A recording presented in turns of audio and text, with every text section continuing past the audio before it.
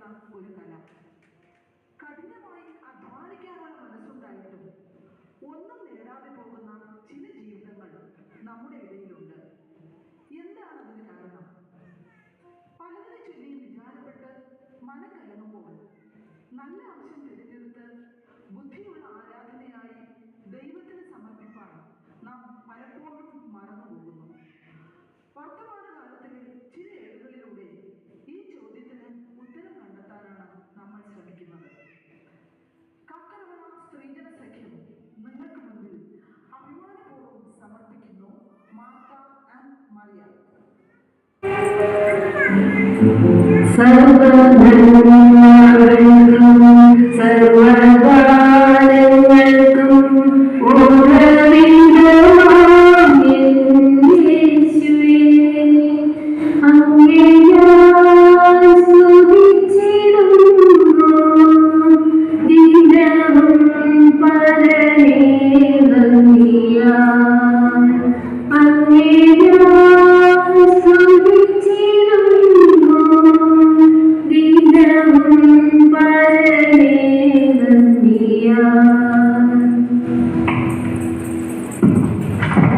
ഓ ദൈവമേ, സമയം പോയല്ലോ. ഇവിടുത്തെ വീട്ടുജോലി ഒന്നും തീർന്നിട്ടില്ല. പണി തീർന്നെങ്കിൽ എനിക്കും കൂടി യേശുവിന്റെ പ്രസംഗം കേൾക്കാൻ പോകാമായിരുന്നു. അതിനെന്താ വാർത്ത? നമുക്ക് ഒരുമിച്ച് പോകാം പ്രസംഗത്തിന്. തീ കത്തിക്കാൻ സ്വർഗീയ രാജാവേ, തീ കത്തിക്കാൻ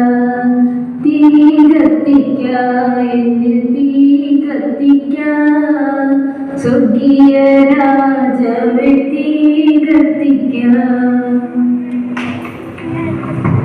നീ ഇവിടെ പാട്ടും പാടി തീയും കത്തിച്ചിരുന്നാൽ പണി തീരുമോ? മറന്നുപോയോ ഇന്നലെ യേശുവിനെ നമ്മളുടെ ഡിന്നറിനെ ക്ഷണിച്ചിരിക്കുന്നത്? അപ്പോൾ ഞാനും കൂടെ വന്നാൽ എങ്ങനെയാ? 10-25 കൂട്ടം കറിയെങ്കിലും ഒരുക്കണ്ടേ? സ്റ്റാർട്ടർ വേണം, വെൽക്കം ഡ്രിങ്ക് വേണം, അപ്പം വേണം, ഫിഷ് മോളി വേണം, ഐസ്ക്രീം വേണം. അങ്ങനെ എന്തൊക്കെ ഒരുക്കിയാലാ? മാർത്തേ, നമ്മൾ യേശുവിനെയല്ലേ ഡിന്നറിന് ക്ഷണിച്ചിരിക്കുന്നത്. യേശുവിന് ഈ 10-25 കൂട്ടം കറികളൊന്നും വേണ്ട. നിനക്കറിയില്ലേ, അപ്പവും മീനുമാണ് ഗുരുവിന് ഏറെ ഇഷ്ടം. കുറച്ച് അത്തിപ്പഴം കൂടെ ഉണ്ടെങ്കിൽ ഏറെ സന്തോഷമാകും. ലാസർ അച്ചായൻ എങ്ങോട്ടാ പോണേ? യേശുവിന്റെ പ്രസംഗം ഗലീല കരക്കെടുത്ത് നടക്കുന്നത് നീ മറന്നുപോയോ? വളരെ അത്ഭുതങ്ങളും രോഗശാന്തിയും അവിടെ നടക്കുന്നു. അന്തർ കാണുന്നു, ഉടന്തർ നടക്കുന്നു, വ്യാധികൾ മാറുന്നു.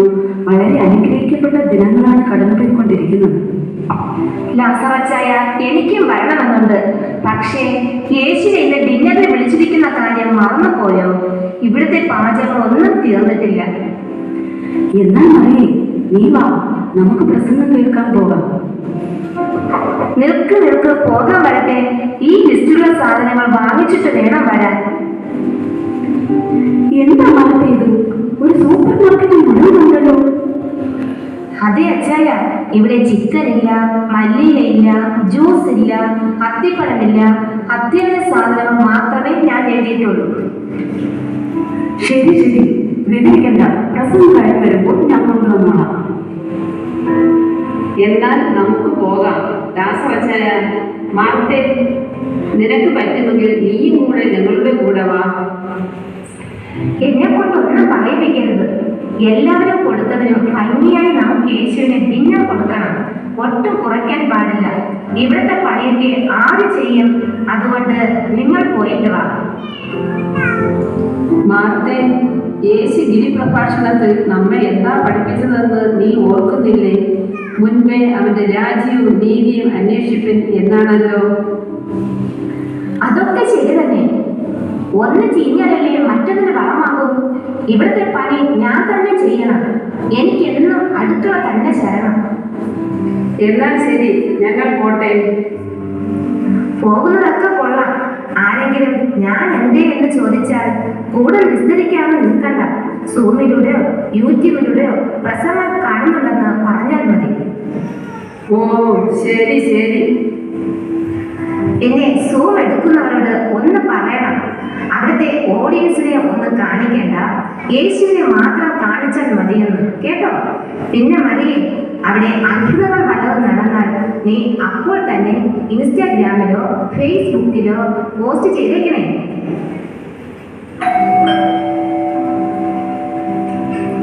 ആരാണാവോ വന്നത്? ആ, ശലോമി, നീ ആയിരുന്നോ? നീ എന്താടി വടിയൊക്കെ പിടിച്ച്? നല്ല ഭംഗിയുള്ള വടിയാണല്ലോ. ഇപ്പോൾ നിനക്ക് വടിയില്ലാതെ നടക്കാൻ വയ്യെന്നായോ? എടി, ഇത് നടക്കാൻ പാടില്ലാത്തതൊന്നും കൊണ്ടല്ല. ഇതേ മോശ ഉപയോഗിച്ച അംശവടിയാണ്. ഞാനിത് നമ്മുടെ തോമസൻ ബ്രാഹ്മണനില്ലേ, പുള്ളിയുടെ കയ്യിൽ നിന്ന് വില കൊടുത്ത് വാങ്ങിയതാ. 100ഉം 200ഉം അല്ല കൊടുത്തത്, 25 ലക്ഷമാ കൊടുത്തത്. ആണോ? പിന്നെ എന്തൊക്കെ ഇന്നടി വിശേഷങ്ങൾ? ആ മാർത്തേ, സുഖമായിരിക്കുന്നു. നീ എന്ത് ചെയ്യുമായിരുന്നു? ഞാൻ പ്രാർത്ഥിക്കുകയാണെങ്കിൽ. എന്നാൽ നീ പ്രാർത്ഥിച്ചു, ഞാൻ പിന്നെ വരാം. പോകാൻ വരട്ടെ, പ്രാർത്ഥന പിന്നെയും ആകാമല്ലോ. നീ ഇരിക്കെ, ഒത്തിരി നാളായില്ലേ നിന്നെ കണ്ടിട്ട്. ഓ, ഭയങ്കര തിരക്കായിരുന്നേ. അതൊക്കെ പോട്ടെ, നീ ഇന്ന് യേശുവിന്റെ പ്രസംഗം കേൾക്കാൻ പോയില്ലേ? ആ, നീ അറിഞ്ഞില്ലേ? ഞങ്ങളാണ് യേശുവിന് ഡിന്നർ കൊടുക്കുന്നത്.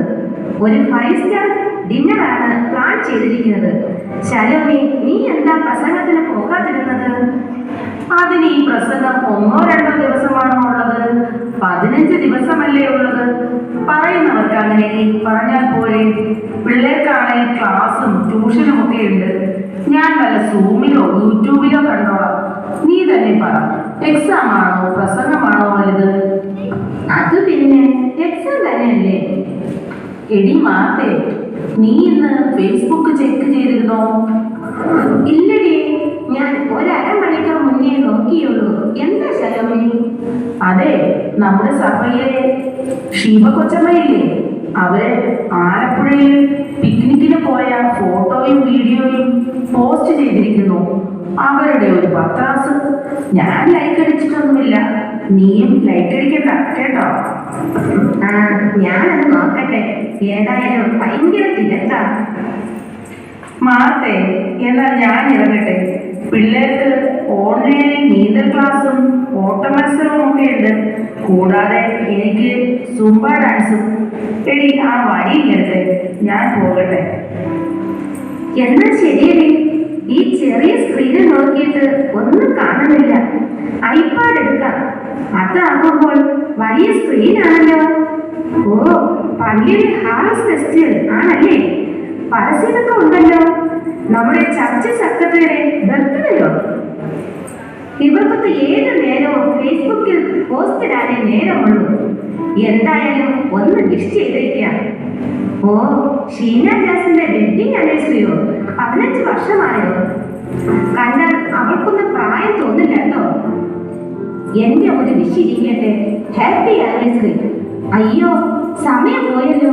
ഈ ഫേസ്ബുക്കിൽ നോക്കിയിരുന്നാൽ സമയം പോകുന്നതേ അറിയില്ല. പിന്നെ പണിയൊന്നും തീർന്നിട്ടുമില്ല. ആരൊക്കെയാ ഇത്? ആ, സൂസനെയും റിബേക്കയുമാ? വാ, ഇരിക്കുക. മാത്തേ, നിന്നെ മാത്രം യേശുവിന്റെ പ്രസംഗത്തിന് കണ്ടില്ല. ലാസറും മറിയയും ഏറ്റവും മുന്നിലിരിപ്പുണ്ടായിരുന്നല്ലോ. യേശുവിനെ ഇന്നിവിടെ ഡിന്നറിന് വിളിച്ചിട്ടുണ്ട്. ഇവിടുത്തെ കാര്യങ്ങളൊക്കെ നോക്കുന്നത് കൊണ്ട് ഞാൻ പോയില്ല എന്നേയുള്ളൂ. എങ്ങനെയുണ്ടായിരുന്നു പ്രസംഗം? വളരെ അനുഗ്രഹീതമായ പ്രസംഗമായിരുന്നു. ഓ, എനിക്കെത്ര അനുഗ്രഹമൊന്നും തോന്നിയില്ല. 2 ദിവസമായിട്ട് ഇത് തന്നെയല്ലേ കേൾക്കുന്നത്? ഇന്നലെ മിനിഞ്ഞാന്ന് പറഞ്ഞത് തന്നെയല്ലേ ഇന്നും പറഞ്ഞത്? ഞാൻ ഇടയ്ക്ക് ഉറങ്ങിപ്പോയി. അല്ലേലും നീ പ്രസംഗം കേൾക്കാനല്ലോ വരുന്നത്. നെയ്യപ്പവും പഴവും പാച്ചോറും വാങ്ങാനല്ലേ വരുന്നത്. ഓ, നീ എന്നും പോ. അയ്യോ മാത്തേ, നിന്നെ കണ്ടാൽ അപ്പടി വല്ലാണ്ടിരിക്കുന്നല്ലോ. നീ ഇപ്പോൾ സ്കിൻ കെയർ ഒന്നും ചെയ്യുന്നില്ലേ? ബ്യൂട്ടി പാർലറിൽ പോകാറില്ലേ? ഓ, എന്നാ പറയാനാ, ഈ വീട്ടിൽ പണിയെല്ലാം കഴിഞ്ഞ് എവിടെയാ സമയം ബ്യൂട്ടി പാർലർ പോകാൻ? അല്ലെങ്കിലും നമ്മുടെ സൗന്ദര്യമൊക്കെ ആര് കാണാനാ? നിങ്ങൾ ഇരിക്കെ, ഞാൻ കാപ്പി എടുക്കാം. വേണ്ട മാർത്തേ, നിനക്ക് ഒത്തിരി പണികളുള്ളതല്ലേ, ഞങ്ങൾ ഇറങ്ങട്ടെ. ഓ സാരമില്ല, നിങ്ങൾ വല്ലപ്പോഴും അല്ലേ വരുന്നത്, ഇരിക്കെ. നിനക്ക് തിരക്കാണെങ്കിൽ നീ അങ്ങ് പൊക്കോ. മാർത്തേ, നീ ഞങ്ങളുടെ പള്ളിയിലെ എന്തേലും കാര്യം അറിയുന്നുണ്ടോ? അവിടെ farmers festival, picnic, Christmas program എന്തെല്ലാമാണ് നടക്കുന്നത്? ഞാൻ ഇതൊക്കെ എങ്ങനെ അറിയാനാ? മറിയ ഇവിടെ വന്ന് ആത്മീയ കാര്യങ്ങൾ മാത്രമേ പറയുകയുള്ളൂ.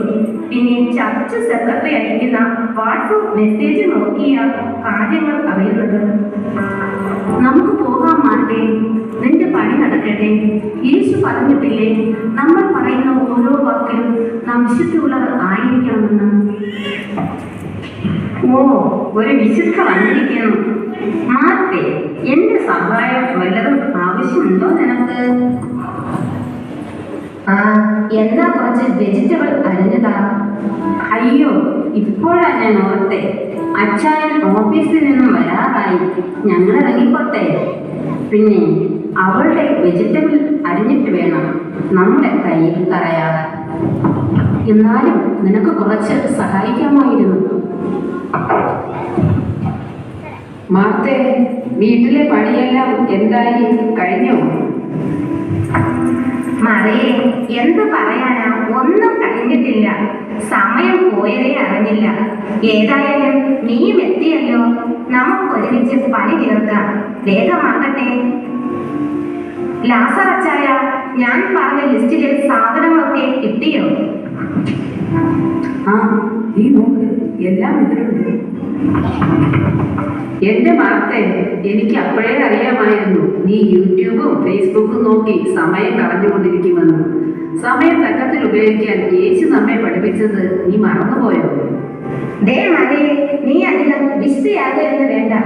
ഈ നാട്ടിലുള്ള എല്ലാവർക്കും അറിയാം ഇവിടെ ആരാ വീട്ടുജോലി ചെയ്യുന്നതെന്ന്. പെട്ടെന്ന് അങ്ങോട്ട് കട്ട് ചെയ്യും. ഓ, ഇവളുമാരെ കൊണ്ടൊന്നും നടക്കുമെന്ന് തോന്നുന്നില്ല. മിക്കവാറും സ്വിഗ്ഗി വഴി ഓർഡർ ചെയ്യേണ്ടി വരുമായിരിക്കും. ഇവിടെ ഞാൻ മാത്രമല്ലേ പണിയെടുക്കാനുള്ളൂ എന്നറിയില്ലേ? ഇവിടെ എല്ലാവരും പ്രാർത്ഥനക്കാരാ. പെട്ടെന്നാകട്ടെ, യേശു വരാറായി. മറിയേ, വാ ഇങ്ങോട്ട്, പണി ചെയ്യണ്ടേ? വിട്, ഞാൻ അല്പനേരം യേശുവിന്റെ അടുക്കൽ ഇരിക്കട്ടെ. ഇങ്ങോട്ട് വരാനല്ലേ പറഞ്ഞത്? ഗുരു, ഞാനിവിടെ ഒറ്റയ്ക്ക് കഷ്ടപ്പെടുന്നത് കണ്ടിട്ട് അങ്ങേക്ക് ഒരു വിഷമവും തോന്നുന്നില്ലേ? എന്നെ സഹായിക്കാൻ ഇവിടെ നിന്ന് മറിയോട് ഒന്ന് പറഞ്ഞു കണ്ടിട്ട് അങ്ങേക്ക് ഒരു വിഷമവും തോന്നുന്നില്ലേ? എന്നെ സഹായിക്കാൻ ഇവിടെ നിന്ന് മറിയോട് ഒന്ന് പറഞ്ഞാലും. മാർത്തേ, മാർത്തേ, നീ പലതിനെ കുറിച്ചും വിചാരപ്പെട്ട് മനം കലങ്ങിയിരിക്കുന്നു. എന്നാൽ അല്പമേ വേണ്ടൂ, അല്ല ഒന്നു മതി. മറിയ നല്ല അംശം തിരഞ്ഞെടുത്തിരിക്കുന്നു, അത് ആരും അവളിൽ നിന്ന് അപഹരിക്കുകയുമില്ല. ഇത് ദുഷ്കാലമാകയാൽ ഓർത്തിടുവിൻ, സമയം തക്കത്തിൽ ഉപയോഗിക്കുവിൻ. നിങ്ങൾ ബുദ്ധിയുള്ള ആരാധനയായി നിങ്ങളുടെ ശരീരങ്ങളെ ജീവനും വിശുദ്ധിയും ദൈവത്തിന് പ്രസാദവുമുള്ള യാഗമായി സമർപ്പിപ്പിൻ. ഈ ലോകത്തിന് അനുരൂപരാകാതെ നന്മയും പ്രസാദവും പൂർണ്ണതയുമുള്ള ദൈവഹിതം ഇന്നതെന്ന് തിരിച്ചറിയേണ്ടതിന് മനസ്സ് പുതുക്കി രൂപാന്തരപ്പെടുവിൻ.